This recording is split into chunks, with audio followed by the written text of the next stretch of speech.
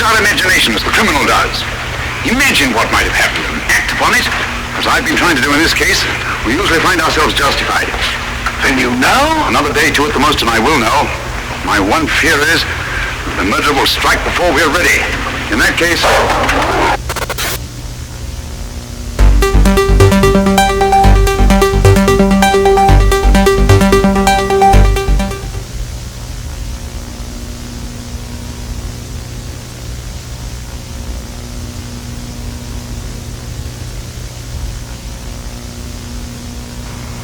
Dust Dragon City, home to over 3.4 million people. The year is 1978, and the busy streets of the city are busy with business and tourism. It was 4:20 a.m. in the morning, a beautiful evening, and sitting under the night sky could bring peace to anyone who wanted to watch the stars. But that night, there was no such peace. Many people at this time would be asleep in bed. Others would be driving home from a late-night shift. However, this night turned into a tragedy for many. This night, on March 1st, 1978, an elderly couple by the name of Jack and Elisa Milder lived within the residence, along with their 3 pets. They would be the first to become the tragedy that is known as the Fire of '78. Fire broke out at the east end of Milder's home. They never even had a chance to realize what was happening. It's just there. I left now before the fire happened. I should have stayed. Firefighters arrived on scene around 5:02, as the fire had already completely engulfed the whole building. It took firefighters several hours to safely put the fire out, but at this point, the rescue mission to save the Milders turned into a recovery mission. Their bodies were never found. It was believed that the Milders couple managed to find a way out, but there was no trace of them escaping, and even their dogs couldn't get out. The only remains found were their dog collars. The only survivor of this whole fire was the household cat, as the animal was already outside for the night. The cat was more of an outdoors cat and wouldn't sleep inside the house.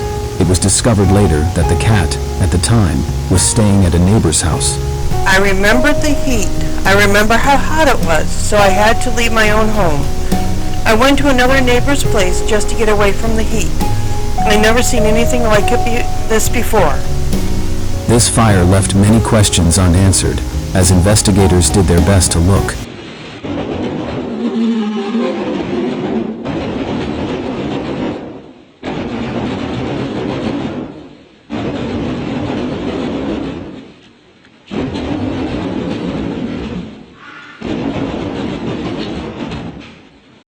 This fire would be the start of the nightmare that would last until April of that year. More and more fires started breaking out over the days, weeks, and then months.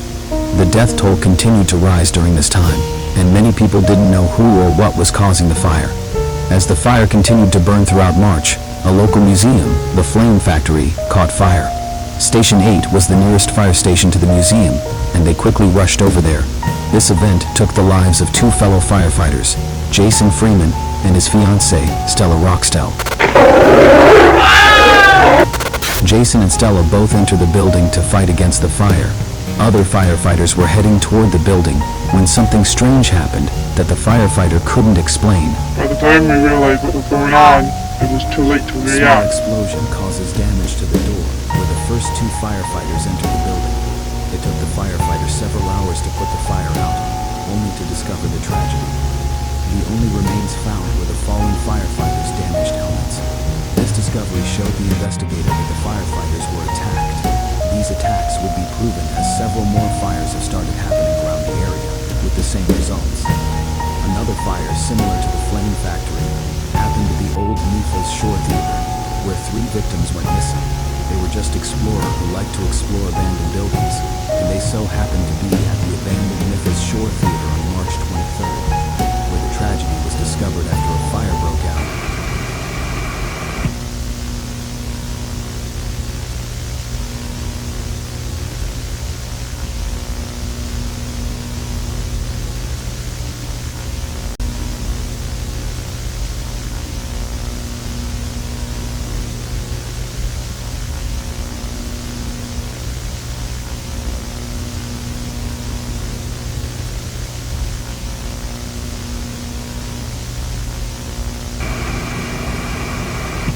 Okay, I got the camera working.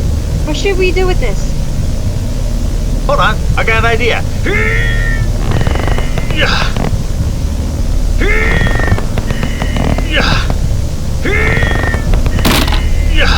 To you. So, how long has this theater been closed? 3 years, I believe, yeah. Come on, it hasn't been closed for that long. Then how long has this theater been closed? Since 1970. It closed a year after the Raventown incident. Raventown, what happened to this place? I don't know. I think it's because a power plant shut down or something. But people from the town came here to the theater to escape from hell. Ah! Jerk! Good one.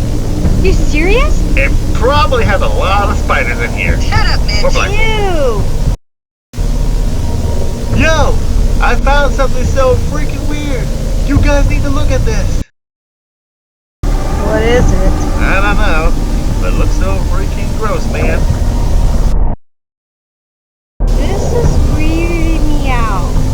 Let's go. Come on, Mitch. We're leaving. Mitch?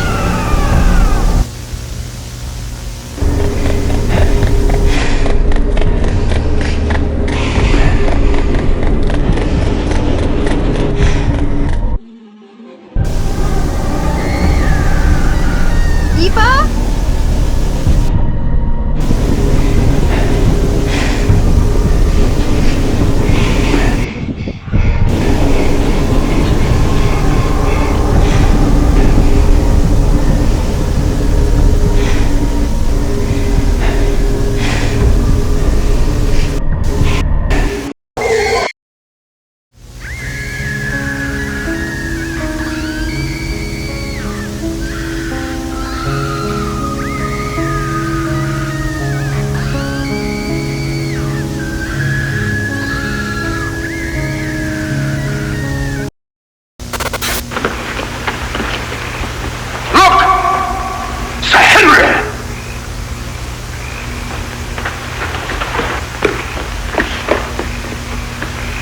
Run along that ridge and fallen over the cliff. He's dead. Skull crushed in. A convict. Time seemed to have slowed down for many people, as fear grew among the population. Investigators were having a hard time finding the source of where these fires were starting, but one key evidence kept appearing to help the investigator find out the source of these attacks.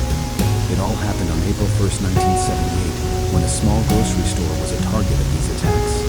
Witnesses recalled the events as they unfolded, and key evidence that appeared at the crime scene helped investigators to discover a creature thought to have been extinct, the flamster, one of the oldest parasitic creatures to roam Earth. This infected monster dates back all the way to the beginning of the infection wars. However, over time, the creature has changed and evolved to be the ultimate killer. This is when CAIP started getting involved in this massive case, as more and more people were either found dead or had gone missing. It was like the whole city was losing its heads over this entire fuck-up event. I remember when the creature was standing a few feet away from me. CAIP's official would release a statement to help citizens become aware of every growing threat of the flamster. CAIP's officials tell citizens to place parasite detectors around their homes and to call authorities if they sight any of the parasites. CAIP even placed a curfew around the area because it was important to be indoors at a certain time. By this time, about 178 people were killed by the flamster. CAIP started working with the first responder to fight against this growing threat. This now created the division in the first responder that is in place today. However, 40 more people would lose their lives from the flamster, as the final day against the creature came on April 11th, 1978. The flamster then attacks a whole mall known as Dust Dragon Plaza, which is off Highway 13. The fire broke out on the west side of the building this time around as the flamster attacked. First responders showed up, including CAIP's agents, to fight against the parasite. However, this event would prove to be deadly, as the flamster suddenly. With the death of the flamster, the trail of its destruction ended, and people were safe. A memorial was built in honor of those who lost their lives against the flamster onslaught. First responders are now trained to deal with threats like flamster or other parasite creatures. While the flamster started the fire against so many people, The death of those 218 people will never be forgotten. The memory of this tragedy still lingers in people's minds.